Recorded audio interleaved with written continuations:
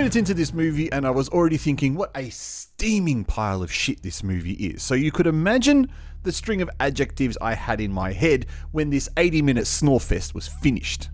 Effing horrendous. A boring pile of double excreted cow shit. I could go on and on, unfortunately. I'm used to these low-budget British horror and sci-fi movies that are pumped out by the dozen every month from a handful of sweatshops. The issue is that the makers of this film haven't learnt yet what the audience wants.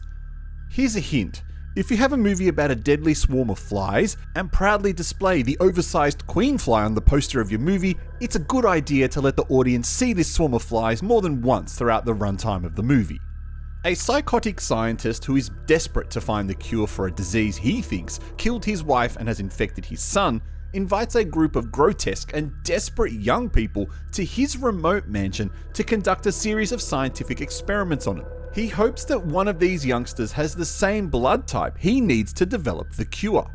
In between the usual British banter, which in this case revolves around the constant bickering of these vile individuals, which includes a pathetic incel and a ridiculous tough girl, a swarm of infectious flies hilariously kills them off until the scientist morphs into a mutant fly and has a face-off with the equally mutant-sized queen.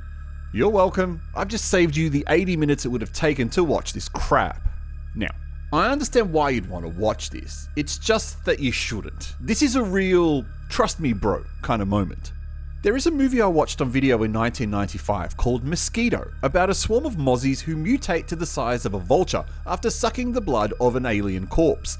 I thought this movie would be like that and have effects like that. For 1995, they looked pretty damn good considering they were puppets and not CGI. Instead, this movie went down the CGI route and it looks truly horrendous. With the exception of the final battle at the end between the two giant flies, it's clear all of the budget went there. Speaking of budget, where did they get these actors from? Some of the most wooden dialogue delivery I've ever seen, coupled with the over-the-top acting of certain characters, makes this absolutely painful to sit through. Not even the allure of knowing most of these people will get killed is enough to want to put up with it. Every character is truly vile. Every line of dialogue is horrendously delivered. And to add insult to injury, it's clear the budget of this movie didn't extend to being able to clean the walls after the production had concluded, because there's plastic wrap in the scientist's lab to catch the blood splatter. What an impractical thing to have there. If I have to say something good about this film, then it would be that the actual visual presentation looks decent.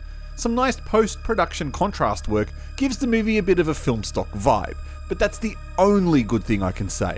When there are so many movies out there to watch, I hate wasting my time watching shit ones, and that's exactly what this is. It's not even a so bad it's good movie, it's just a bad movie all round. I think you should completely avoid this one. I'm the Artie Dans, you're watching SHOCKMANIA. Please leave a comment below if you've seen this. Otherwise, subscribe to the channel and I will catch you next time.